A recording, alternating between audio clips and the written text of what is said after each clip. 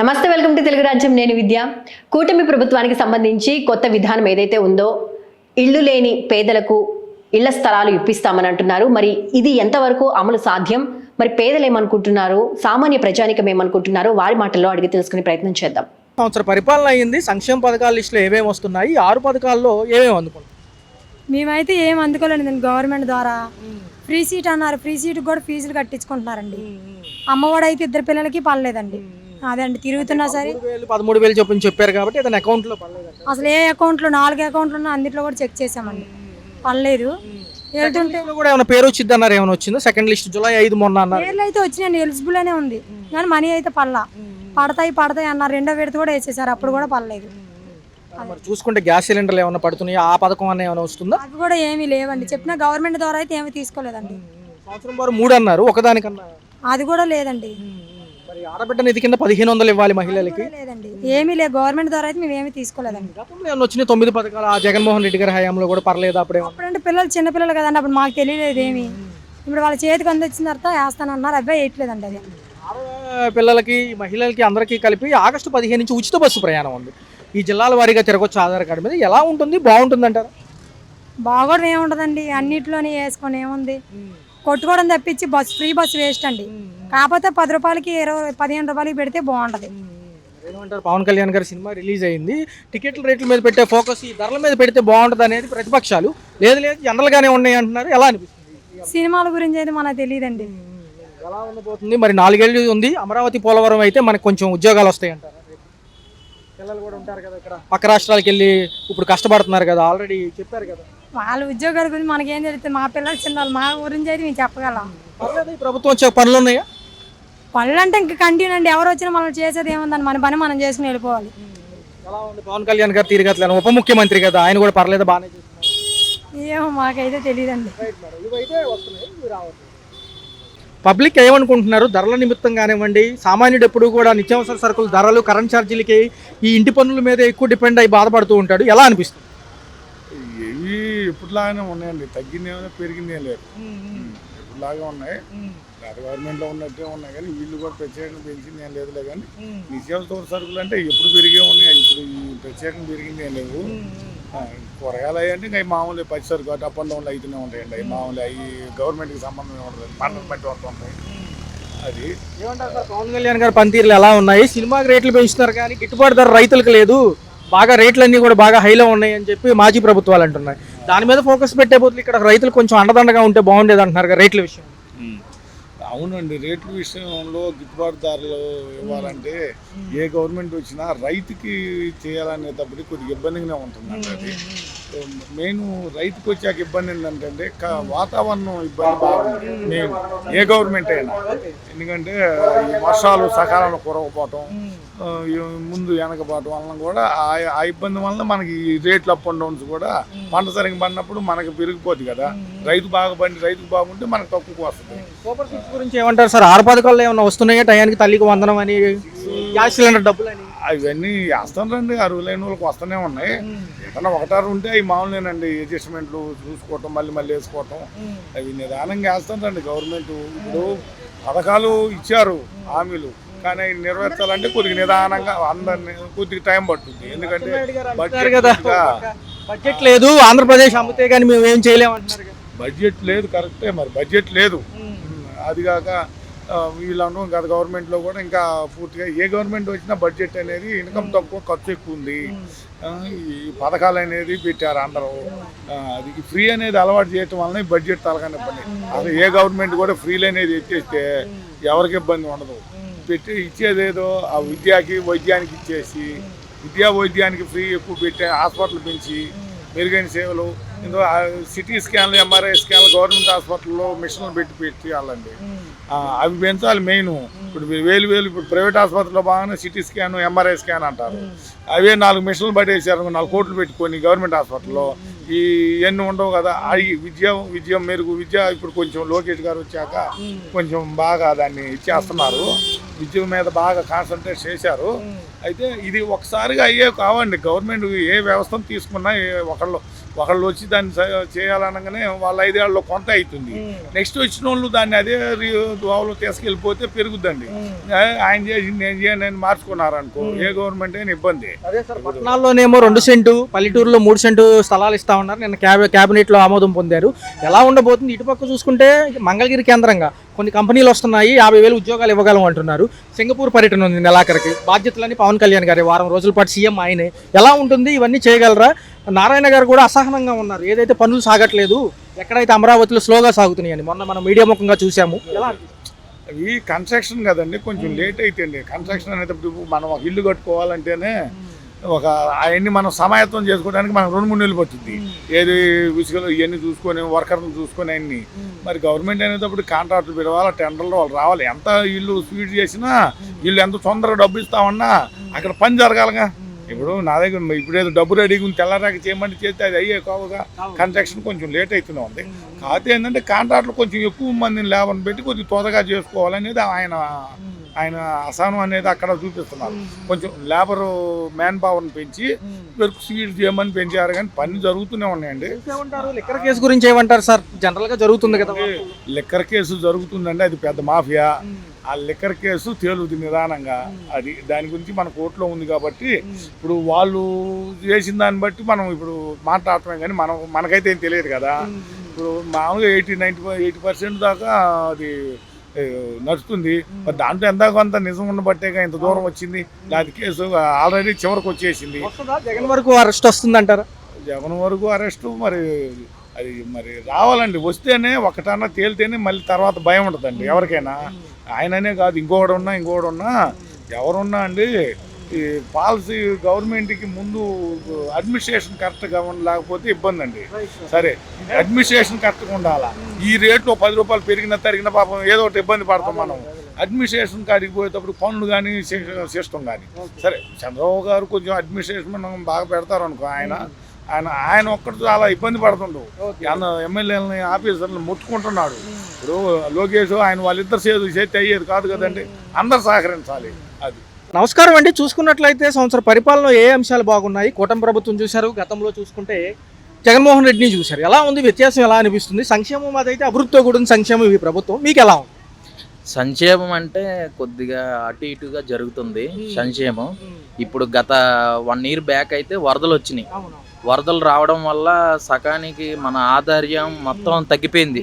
Vehicles అని అన్నీ ఇప్పుడు అదే భయంతో ఉన్నారు అందరు జనం కూడా. అదే భయంతో ఉండడం వల్ల ప్రభుత్వం ఏదైనా ఉటావుటీగా చర్యలు కానీ క్యాంపింగ్ నెంబర్స్ కానీ ఏదైనా ప్రొవైడ్ చేస్తే అందరూ అదే భయంతో ఉన్నారు ఎక్కువగా. ఉండడం వల్ల జనాలందరికీ కొద్దిగా అటు ఇటుగా ఉన్నారు. కూటమి ప్రభుత్వం గత 1 year నుండి కొద్దిగా పథకాలన్నీ కూడా చెప్పారు. అధికారంలోకి వచ్చిన తర్వాత ఏ పార్టీ అయినా ఇప్పుడు ఉన్నవి మన ఏపీ మొత్తంలో రెండు పార్టీలు, అధికార పార్టీ, ప్రతిపక్షం పార్టీ ఏంటంటే కొద్ది ముందుకు సాగుతుంది. అధికార పార్టీ ఏమో కూటమిలో మన ప్రభుత్వం సూపర్ 6 పథకాల్లో జరుగుతున్నాయి. అన్నీ స్లోగా జరుగుతాయి. ఏదైనా కానీ ఒకేసారి మన ఎక్కటానికి ఒకేసారి కొబ్బరి చెట్టు ఎక్కేయాలంటే ఎక్కలేరుగా. ఏదైనా కొద్దిగా అందువల్ల జరుగుతూ ఉంటుంది. అన్నీ జరుగుతాయి, స్లోగా జరుగుతాయి. మాజీ ప్రభుత్వాలు ఏమంటున్నాయి అంటే పవన్ కళ్యాణ్ గారు అనేక సమస్యల పైన చెప్పారు గతంలో ఎలక్షన్స్ ముందు, ఇప్పుడేం పట్టించుకోవట్లేదు. మొన్న టికెట్ రేట్లు పెంచే విషయంలో చూపిన శ్రద్ధ రైతులకి గిట్టుబాటు ధరలకు ఇవ్వచ్చుగా అంటున్నారు. అది కరెక్టే. అది పవన్ కళ్యాణ్ గారు కూడా చేసేది కూడా కరెక్టే. కొద్దిగా అది కూడా ఆలోచిస్తే ప్రభుత్వం మంచిది అందరికీ. ఇప్పుడు మధ్య తరగతులు ఏంటంటే అస్సలు ఇప్పుడు కూరగాయల రేటు చూస్తుంటే మన రైతు బజార్లోని కేజీ టమాటా వచ్చి 40 రూపాయలు ఉంది. అవి కూడా కొద్దిగా ప్రభుత్వం అనేది కొద్దిగా రైతులకి అన్నిటికీ గిట్టుబాటు ధరలు ఇస్తేనే జరిగిద్ది అందరికీ. కొనుక్కున్న వాళ్ళకి కూడా కొద్దిగా సౌకర్యంగా ఉంటుంది అది. అందుకని ఎలా ఉండబోతుందన్న చూసుకుంటేనేమో ఈ పట్టణాల్లో 2 సెంట్లు, పల్లెటూరులో 3 సెంట్ స్థలాలు ఇల్లు లేని వాళ్ళకి ఇస్తామంటున్నారు. ఏదైతే మంగళగిరి కేంద్రంగా 50,000 ఉద్యోగాలకి non IT and IT sector రాబోతుంది అంటున్నారు. సింగపూర్ పర్యటన ఉంది నెలాఖరులో. ఎలా ఉండబోతుంది? ఏమేమి అంశాలు బాగున్నాయి? మరి చూస్తేనేమో ఒక పక్క ఈ సినిమాకి నెగిటివిటీ నేను తీసుకున్నాను పవన్ కళ్యాణ్ గారు, ఏదైతే ఉందో నేను నాది వడ్డించిన విస్తర కాదు, నేను ఎంతో కష్టపడి వచ్చానని ఆయన. ప్రతిపక్షాలు కౌంటర్ ఇస్తాను, బాయ్కాట్ చేస్తామన్నా నేను పెద్ద సక్సెస్ గురించి అంత తాపత్రయం పడేవాడిని కాదు, ఆల్రెడీ సక్సెస్ అయ్యాను అంటున్నారు. ఏంటి ఈ అంశాలన్నీ ఎలా ఉన్నాయి? ఈ అంశాలంటే మనం చెప్పటానికి అవదు. మనం ఏంటంటే ఓన్లీ మధ్యతరగతి వాళ్ళం కాబట్టి అన్నీ జరుగుతాయి, కొద్దిగా స్లోగా వెళ్తూ ఉంటాయి, జరుగుతాయి అంతా. ఇప్పుడు మనం ఒక్కళ్ళ వల్ల వేసే ప్రభుత్వం కాదు కదా. 4 ఏళ్ళు కలిస్తేనే 5 ఏళ్ళు కలిస్తేనే ఓటేయగలం. అందరూ మాట్లాడుకో, మన యూనిటీ లేదు. మెయిన్ మన వార్డుకి యూనిటీ ఎలాగంటే మన సర్కిల్ యూనిటీ లాగా ఉంటే ఏదైనా మంచి జరిగిద్ది. అందువల్ల చేస్తాం. త్వరలో స్మార్ట్ మీటర్లు అంటున్నారు, అది విధానం బాగా ఎక్స్ప్లెనేషన్ ఇస్తే అనుమానాలు పోతాయి. చాలా మంది అడ్డుకుంటున్నారు. చాలా మంది ఏంటంటే కరెంటు పవర్ ఎక్కువ, మనీ ఎక్కువ వచ్చేస్తున్నాయి డిజిటల్ మీటర్స్ వల్ల అనుకుంటున్నారు. ఇప్పుడు మన కొన్ని అందువల్ల రూమర్స్ వస్తున్నాయి. చాలా మందికి కొద్దిగా చెప్తే జరిగిద్ది. మళ్ళీ కొద్దిగా రైతులకి బాగా గిట్టుబాటు ధరలు ఈ వర్షాల వల్ల. మళ్ళీ ఇప్పుడు మనం బియ్యం బస్తా కొనుక్కోవాలంటే ఇక్కడికి వచ్చి కొనుక్కుంటున్నాం. ఇంకా రానున్న కాలంలో బియ్యం బస్తా కొనాలంటే ఆన్లైన్లో బుక్ చేయాలి. మనం ఆన్లైన్లో బుక్ చేసే రోజులు వస్తాయి, నాకు తెలిసి కొద్ది రోజుల్లోనే వస్తాయి. అది కూడా వస్తే మాత్రం కానీ చాలా జనాలందరూ తందాలుగా అటు ఇటు అవుతారు. నారాయణ గారు ఎవరైతే ఉన్నారో ఆయన కూడా కొంచెం అసహనంతో ఉన్నారు. ఏదైతే కన్స్ట్రక్షన్ సాగట్లేదు, వర్షాకాలం వచ్చింది, ఏదైనా పోలవరం కూడా ఇప్పుడు ఆపుతారు. ఇటు పక్క చూసుకుంటేనేమో ఆయన కూడా యూస్లెస్ ఫెలో, ఇంజనీర్లు సరిగ్గా చేయట్లేదు, త్వరితగతిని కంప్లీట్ చేయండి అని మొన్న మీడియా ముఖంగా చూసాము.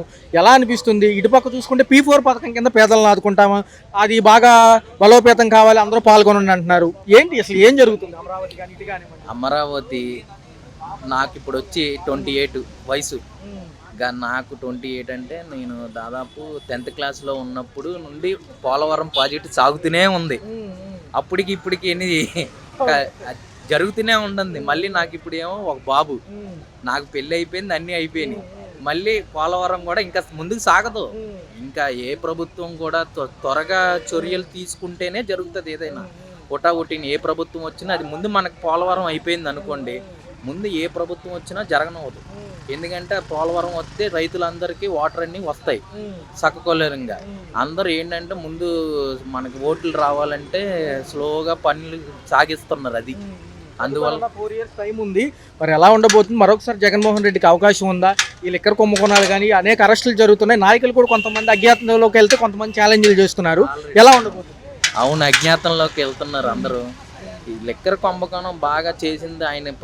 రెండు మిస్కెట్. ఒకటేమో అన్నా క్యాంటీన్లు తీయడం వల్ల ఆల్రెడీ, రెండోది కరెంటు బిల్స్ బాగా రేటు పెంచడం వల్ల, మూడోది మన ఏమంటారు రోడ్లు సర్కూలంగా లేవడం వల్ల, అందుకనే ఓట్లు అందరూ మళ్ళీ ఇంటికి ఇల్లు స్థలాలు ఇస్తానని అందరికీ పట్టాలు ఇచ్చారు. అదేదో కనుక పట్టాలు ఇచ్చిన చదువే చేసేసి ఉంటే ఆయనే వచ్చేవాడు. అందరూ ఏంటి పేదవాడికి ఏదైనా కానీ మనం ఏదైనా వస్తువు ఆశ చూపిస్తేనే ఆ ఆశ కొంటాడు పేదవాడు. ఇప్పుడు సూపర్ 6 అంటే మనకు ఆశ చూపెట్టారు.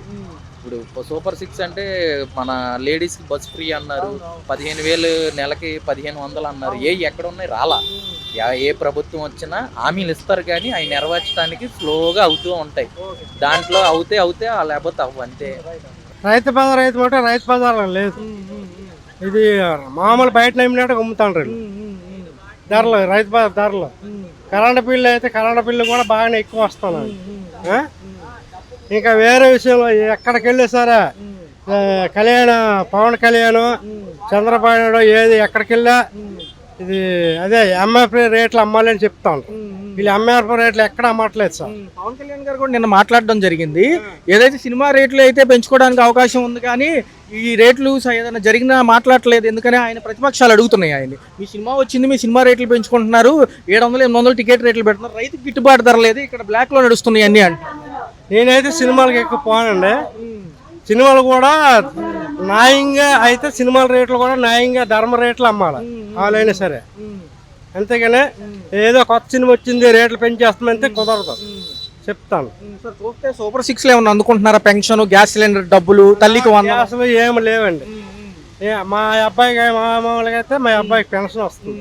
6 పథకాలకు సంబంధించి కూడా వీళ్ళు ఏమంటున్నారంటే తల్లికి వందనం ఇచ్చామంటున్నారు. పని ఎవరికైనా పిల్లలు నాకైతే అందలేదండి. తల్లికి వందనము ఇచ్చిన మేట నాకు అందలే. మా అబ్బాయి పేరు ఉంది కానీ అందలే. తర్వాత ఏదేదో పథకాలు పెట్టారు ఆ పథకాలు కూడా ఇంకా అందలే. మహిళలకు ఉచిత బస్సు ఉంది, నిరుద్యోగ భృతి ఇవ్వాలి, దీంతో పాటు ఆడబిడ్డ నిధి ఇవ్వాలి, అన్నదాతలకేమో పెట్టుబడి సాయం 20,000 ఇవ్వాలి. ఇవన్నీ కూడా రేట్లు దాటిపోతున్నాయి కానీ జరగట్లేదు అంటున్నారు, మీరేమంటారు? అవైతే మా అన్నదానం ఇవన్నీ మాకైతే జరగట్లేదండి. మా అబ్బాయికి పెన్షన్ ఉందో 6,000 మట్టుకు వస్తుందండి. ఆ తర్వాత మట్టుకు ఈ పవన్ కళ్యాణం ఇవే చంద్రబాబు నాయుడు ఇవన్నీ అన్నాడు కదా, అవేవి రావట్లేదు. పెన్షన్ మట్టుకు వస్తుంది అంతే. మరి ఒక పక్క చూసుకుంటే అమరావతిలో నిర్మాణాలు లేట్ అవుతున్నాయని నారాయణ గారు సీరియస్ అవుతున్నారు. మన మీడియా ముఖంగా తిడుతున్నారు, ఏంటి యూస్లెస్ ఫెలోస్ మీరంతా ఇంజనీర్స్ అని. ఈయన అలాగే సింగపూర్ వెళ్ళి వస్తారంట, మళ్ళీ కన్స్ట్రక్షన్ కంపెనీలు తీసుకొస్తామంటున్నారు. ఎలా ఉండబోతుంది? ఆ విషయం మీద నాకు తెలియదండి. ఆ విషయం మీద నాకు తెలియదు, నేను మాట్లాడలేదు. రియల్ ఎస్టేట్ ఎలా ఉందంటారు? నిజంగా రేట్లు ఉన్నాయా ఇటు అమరావతి? రేట్లు ఉన్నాయండి బాగా. కదా ఈ రైతు బజార్కి వెళ్తే రైతు బజార్ రేట్లు లేవు. మా బయట టైం నెట్టే అమ్ముతాడు వీళ్ళు. అదే వైజాగ్ అనుకో రైతు బజార్ అంతా రైతు బజార్ రేట్లో ఉన్నాయి, ఇక్కడ అలా కాదు. అయితే మరి పట్టణాల్లోనేమో 2 సెంటు స్థలము, పల్లెటూరులోనే 3 సెంటు స్థలం ఇళ్ళ లేని వాళ్ళకి లిస్టులో యాడ్ చేస్తున్నారంట. సచివాలయం నుంచి ఏదైనా ఇన్ఫర్మేషన్ ఉందా? అసలు చెప్పడానికి ఎవరైనా ఉన్నారా? గతంలో జగన్మోహన్ రెడ్డి టైంలో వాలంటీర్లు ఉండేవాళ్ళు కదా, వాళ్ళు లేరు కదా ఇప్పుడు. మరి జగన్మోహన్ రెడ్డి ఉన్నప్పుడు సచివాలయం ఉన్నప్పుడు అదే వాలంటీర్లు అందరూ ఉన్నారు, ఏదైనా చేసేవారండి. ఇక్కడ ఉన్నప్పుడు వాలంటీర్ ఉన్నప్పుడు ఎవరు ఏం చేయట్లేదు, వాలంటీర్ లేరు కదా, ఏమీ అనట్లేదు, చేయట్లేదు. ఏదైనా చెప్తే ఏం చేయట్లేదు. ఒకళ్ళ హాస్పిటల్ వెళ్ళా సరే నీకు ఆధార్ కార్డు తీసారా ఇది తీసారని మందులు కూడా ఇవ్వట్లేదు, అంతే. రేషన్ మళ్ళీ డిపోల్లో తీసుకుంటున్నారు, డోర్ డెలివరీలు ఆపేశారు. స్టోర్కి వెళ్ళి తీసుకోవాల్సి వస్తుంది. ఇబ్బందిగా ఏమైనా ఉందా? తంబలు పడక, సర్వర్లు పనిచేయక, ఫింగర్ ప్రింట్లు తీసుకోక? వాటిలో మేము పోలేదండి, మాకు తెలియదు, మాకు తెలియదు. వాటిలో మేము పోలే. ఎలా ఉంటుంది మరి? జగన్మోహన్ రెడ్డి హయాం 9 పథకాలు చేశారు. జగన్మోహన్ రెడ్డి ఉన్నప్పుడు అయితే జనాలకు మంచి చేశాడు, కానీ ఊరికి మంచి రోడ్లు వీటికి మంచి చేయలేదు జగన్మోహన్ రెడ్డి. అంటే జనాలకైతే అది కావాలి ఇది కావాలి అన్నీ మంచి చేశాడు జగన్మోహన్. కానీ ఈ ఊరికి ఈ రోడ్లు వేయించాలి, ఈ కాలాలు బాగు చేయించాలి, వేట్ చేయలే. క్యాబినెట్ మీటింగ్ నిన్న జరిగింది. అయితే ఏంటంటే 50,000 ఉద్యోగాలకు సంబంధించి మంగళగిరిలో ఇస్తారంట, కంపెనీలు వస్తాయి అంటున్నారు. నిజమేనా? నమ్మొచ్చా? నిజమంటే అవన్నీ మాకు తెలియదండి, మేము చేయలేము. అవన్నీ నేను ఇప్పుడు చెప్పలేను, అవి మాకు తెలియదు. పేదరిక నిర్మూలనకి కొత్తగా ఒక పథకం పెట్టారు, P4 అని. ధనికులు వచ్చి ఫారిన్ కంట్రీల నుంచి మన ఇక్కడ నుంచి వెళ్ళి సెటిల్ అయిన వాళ్ళు ఉంటారు కదా, వాళ్ళు వచ్చి పేదలను ఆదుకుంటారంట. దానిలో సమన్వయంగా కావాలంటున్నారు, అందులో పాల్గొనండి అంటున్నారు. నిజంగా వాళ్ళు వచ్చి మనం ఆదుకుంటారు? అవన్నీ నాకు తెలియదండి.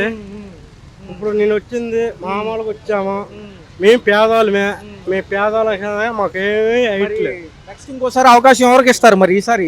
ఇంకొకసారి అవకాశం ఇస్తే జగన్మోహన్ రెడ్డికి ఇస్తాను. ఆగస్టు 15 నుంచి మహిళలకు ఉచిత బస్సు ప్రయాణం ఉంది. ఎలా ఉండబోతుంది? జిల్లాల వారీగా తిరగొచ్చు అంటారా?